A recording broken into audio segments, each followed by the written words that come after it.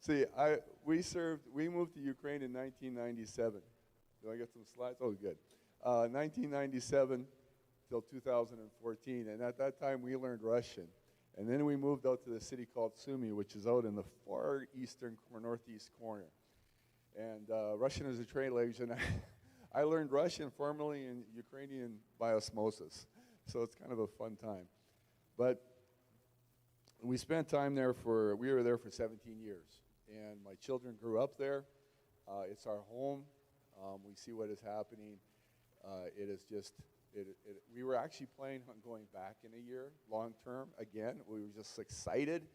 And then February 24th happened, and the whole world fell apart for us and for our friends, our brothers, our sisters in Ukraine. And I wanted to give you a short update.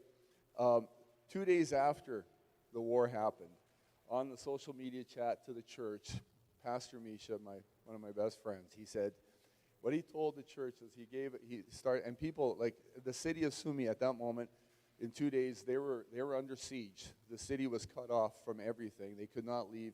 Food could not come in. The army was on the doorstep. No one knew what would happen next. Bombs were going off. Houses were being shelled.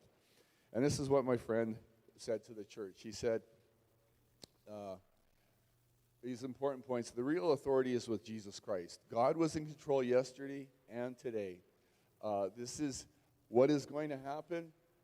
If the end of the age comes in Ukrainian, he basically said, listen, we get nuked, we die, it's okay, we're with Jesus. And then he wrapped it up with, we have a command. You're here to make disciples. And that is what the church in Ukraine has done. That's their been decision. They don't know what tomorrow will bring, so today is what we will do. Next slide, please. This is kind of a consortium. If you live in the east, in the battle zones or near the battle zones, you are serving and working with the people who are there. You're ministering. Like our church, the first weekend after the war started, in Ukraine, it's always you know a guy. It's always who you know. Well, somebody knew a guy who had eggs. So 3 churches in Sumy handed out 50,000 eggs and over 10,000 pieces of literature to thousands of people who are scrambling, trying to survive. Okay, humanitarian aid coming alongside those who have lost, funerals.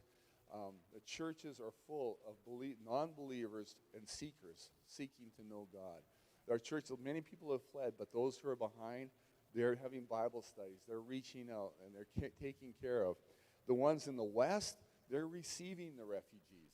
There's people who are flooding from the east into the west, and they're going from the west into the east to bring them out or take them food. There's convoys back and forth into the war zones. And many people, either they're staying in the west and resettling, so they need help that way, or they're traveling on into Western Europe, like Poland and et cetera. And so they're helping that. So the church across the board is reaching out and serving the people who are in need.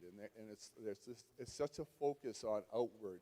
It's amazing to watch on the ground how the body of Christ is being the body of Christ, the hands and feet of Jesus. They've held camps. They're holding Bible studies. They're housing strangers in their homes. It is amazing to see how the body has reached out. Next slide, please. Now, many of you know my daughter, Lene, and her husband, Logan. They were here for a few years. And Lene, as you know, they had a passion for life. So next slide, please. This is the last picture. Let's go up. We got another picture? Yeah. That's the last picture of my daughter. She was 5 steps away from seeing Jesus. The cornice let go, avalanche happened, and she passed away. Now, I called Misha to tell him he's in a war zone. He's a leader of the churches in a war zone.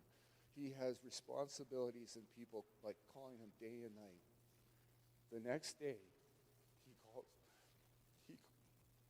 he calls me, Chad.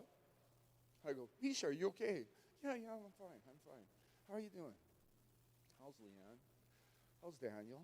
How's Alicia? We're good. Okay, prays with me. Hangs up. The day after, Hi, John. Misha, are you okay? Yeah, I'm fine, I'm fine. How are you doing? How's Leanne? How's Lene? Alicia? How's Daniel? He called me for 5 days after Lene died, just to check in. See, that is what the church is doing there in Ukraine in the midst of a war zone. They're checking in, and they're touching people's lives for Jesus. It's serving Jesus in the midst of terrible, terrible circumstances. And their circumstances there are terrible, but I know that we have those here too, you see. But that is what God has called us to do, is to serve him in the midst of whatever circumstance we find ourselves. And, Misha told me one day we were talking, he says, John, I've lost my diplomacy as an evangelist. People come to say, Misha, Mom, what should you? First question is, do you know Jesus? No. Well, you need to know him because you could die tomorrow. Oh, okay, let's talk. You see, they see eternity every day, and they are living for that. And so as you think of the church in Ukraine, you can think of those who are receiving and those who are serving.